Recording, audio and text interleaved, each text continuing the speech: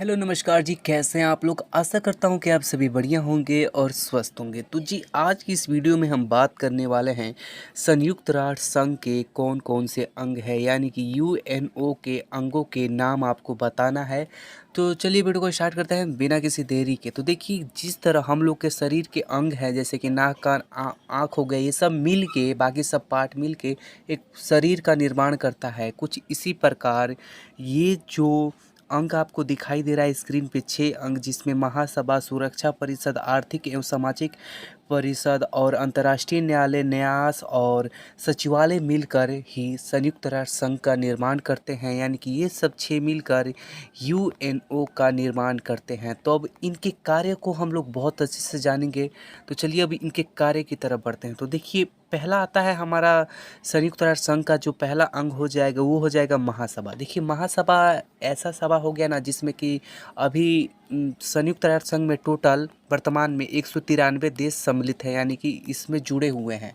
और इस 193 देश के जो प्रमुख होते हैं, जो देश के मेन राष्ट्रपति होते हैं, वो इस महासभा में बैठकर कुछ अपने बैठक करते हैं, बातचीत करते हैं। तो इसलिए महासभा को बनाया गया है। इसका पहला कार्य आपने समझ लिया।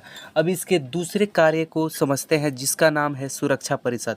अब देखिए, सुरक्षा परिषद का नाम सुरक्षा से ही प्रतीत होता है कि ये विश्व में शांति की कायम रखना है। सुरक्षा परिषद का काम है कि चारों देश में कोई भी अगर देश आपस में लड़ रहा है तो उसको सुरक्षा परिषद के अंतर्गत उसको सुलझाना ही सुरक्षा परिषद का काम है। मतलब कि कहीं कि दो देशों में लड़ने से रोकना ही सुरक्षा परिषद का कार्य है। ठीक है। और तीसरा हो जाएगा आर्थिक एवं सामाजिक परिषद। देखिए, तीसरा का काम है कि अगर कोई देश में आर्थिक तंगी है, कोई समस्या है, तो उसको जो है ये वहाँ पे अपना जो योगदान है, उसको आर्थिक समस्या से जूझ रहा है देश, उसको ठीक करने में जो है आर्थिक एवं सामाजिक परिषद का योगदान है।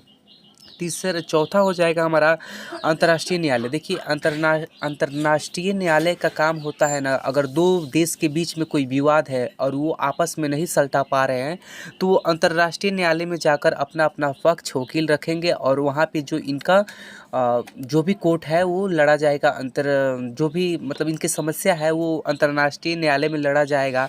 और यहाँ पर जो है वो 15 को जज बैठते हैं, जिनका जिनका कार्यकाल 9 वर्षों का होता है। ये ऑब्जेक्टिव क्वेश्चन में पूछता है कि संयुक्त राष्ट्र संघ में कितने जज बैठते हैं अंतर्राष्ट्रीय न्यायालय में। तो 15 जज बैठते हैं और उनका क्रियाकलाप यानी कि उनका कितने वर्ष तक उनका काम होता है अंतर्राष्ट्रीय न्यायालय में, तो 9 वर्ष तक काम होता है। ये भी याद रखिएगा, ऑब्जेक्टिव क्वेश्चन में पूछा जाता है।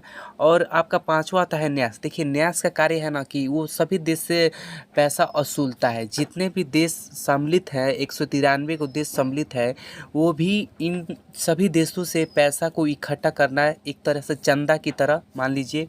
उसका किसका काम हो जाएगा, तो न्यास का काम हो जाएगा। भारत भी बहुत सारा दान करता है, जैसे कि आपका दवाई, भारत में सबसे सस्ती दवा मिलती है, तो भारत जो है वो दवा भी देता है संयुक्त राष्ट्र संघ को, और पैसा वैसा और अनाज भी देता है। ठीक है। अब आते हैं छठा में हो जाएगा सचिवालय। देखिए, सचिवालय का संयुक्त राष्ट्र संघ में काम है कि उसके जितने भी फाइल है या कागज पत्र है उसको कहाँ रखा जाता है, तो सचिवालय में रखा जाता है। आपसे पूछ देगा कि सचिवालय में किस चीज़ को रखा जाता है, तो संयुक्त राष्ट्र संघ जो है ना उससे संबंधित जितने भी फाइलें हैं वो सभी सचिवालय में रखा जाता है। और सबसे मेन क्वेश्चन तो आपको समझाना भूल ही गए कि संयुक्त राष्ट्र संघ का गठन क्यों किया गया है, मतलब इसको बनाया है क्यों किया है, इसके अंग मतलब क्यों बनाए गए। तो देखिए, ती, तीसरा विश्व युद्ध को रोकने के लिए ही संयुक्त राष्ट्र संघ का बनाया गया था, और ये अपना काम बहुत अच्छे से निभा रहा है। और ऐसी स्थिति भी अभी तक नहीं आई है कि तीसरा युद्ध हो सके, और भविष्य में ये अपना काम भी अच्छा करेगा। तो आई होप कि तीसरी विश्व युद्ध की समस्या ना उत्पन्न हो। तो संयुक्त राष्ट्र संघ के बारे 6 अंक के बारे में आपको जानकारी मिला इस वीडियो में, और आगे फिर मिलेंगे ऐसे ही वीडियो के साथ। तब तक के लिए जय हिंद, जय भारत, वंदे मातरम।